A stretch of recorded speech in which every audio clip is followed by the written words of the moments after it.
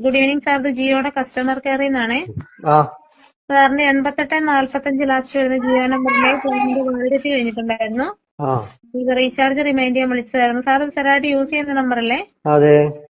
Sir എന്താ sir validity കഴിഞ്ഞിട്ടും recharge ചെയ്യാൻ ലേറ്റ് ആയത് വേറെ നമ്പറിലുകൊണ്ടാണോ? അല്ല, ഇത് എത്ര പൈസ ഇപ്പൊ റീചാർജ് ചെയ്യേ? എങ്ങനെയാ സാർ, ഏതാ പ്ലാൻ ഒരു ഉദ്ദേശിക്കുന്നത്? മാസത്തേക്ക് എത്ര പൈസ? നെറ്റും കോളും കൂടിയാണോ സാർ? അതെ. നെറ്റും കോളും കൂടെ ഒരു മാസത്തേക്ക് 209 ആണ്. 209. എത്ര മാസത്തെ? അത് 22 ദിവസത്തേക്കാണ് സാർ. ആകെ വന്നു ഇപ്പൊ എല്ലാരും നിങ്ങൾ റേറ്റ് കൂട്ടിയില്ലേ? സാധനത്തിന് എല്ലാരും റേറ്റ് കൂട്ടി റീചാർജിന്റെ ഇല്ലേ? ആ നമ്മളെ പോലത്തെ പാവപ്പെട്ടോന് താങ്ങാൻ കഴിയണ്ടേ? ഇതെല്ലാം കൂടി നോക്കണ്ടേ? ഒരു കണക്കിന് നോക്കുമ്പോ പണി കുറവ്, മഴക്കാലത്ത് പണിയില്ല.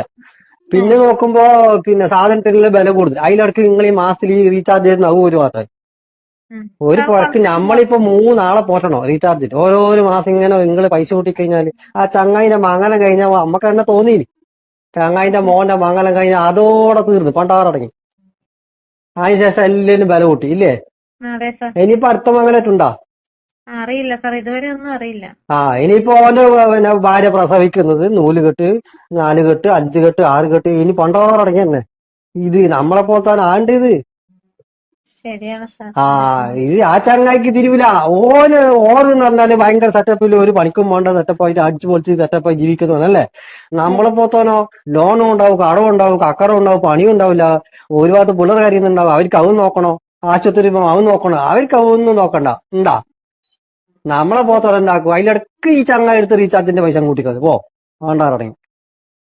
സാർ ഇത് നോക്കി നിങ്ങളെല്ലാം കൂടിയിട്ട് അവരോടൊന്ന് പറഞ്ഞിട്ട് ഇങ്ങനത്തെ ഒന്ന് പരിപാടി ആക്കല്ലാന്നെല്ലാം പറയും. നമ്മൾ ഓഫീസിലൊക്കെ പറയുന്നുണ്ട് സാർ. ഇപ്പൊ നിങ്ങളിപ്പോ ഇതുപോലെ പറഞ്ഞ എത്ര പേര് ഒരു ദിവസം നമ്മളോട് ഇങ്ങനെ പറയുന്നുണ്ട്. അതുകൊണ്ട് ഞാൻ ചേച്ചി നമ്മള് പറയുന്നത് നമ്മളെ പോത്തോ ജീവിക്കണ്ടേ? എനിക്കറിയാം സാർ, എനിക്കറിയാം. ഇപ്പൊ നമ്മൾ ഈ വർക്ക് ചെയ്യുന്നുണ്ടെങ്കിൽ നമുക്കും അറിയാലോ സാർ അതിന്റെ ബുദ്ധിമുട്ടുകള്. അതുകൊണ്ട് തന്നെയാ ഇവര് ബന്ധപ്പെടുമ്പോ പറയും ഇങ്ങനെ ഇടക്കിടക്ക്.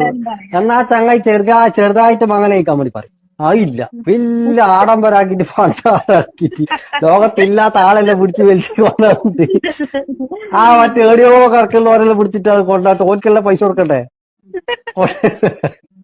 എന്നിട്ട് പൈസ നമ്മളെ പോത്ത പാവപ്പെട്ടവരാണ് ഊറ്റിയ. നമ്മള് ഇങ്ങനെ പീഞ്ഞിട്ട് ഇങ്ങനെ പീഞ്ഞ് എനിക്ക് പീയാൻ വേണ്ടി വെള്ളമില്ല വേത്ത ആ കോലത്തിലുള്ളിപ്പോ. ഓക്കെ സാർ, നോക്കി ചെയ്യും സാർ. പൈസ വെക്കാൻ പറയാം, നമുക്ക് ചെയ്യാൻ പറ്റും. അതിലൊക്കെ കട്ടാക്കിയൊക്കെ ജീവിതം പോയി പോകും. ഇല്ല സാർ, കട്ടാക്കുവാണെങ്കിൽ പറയും സാർ. Okay, thank you.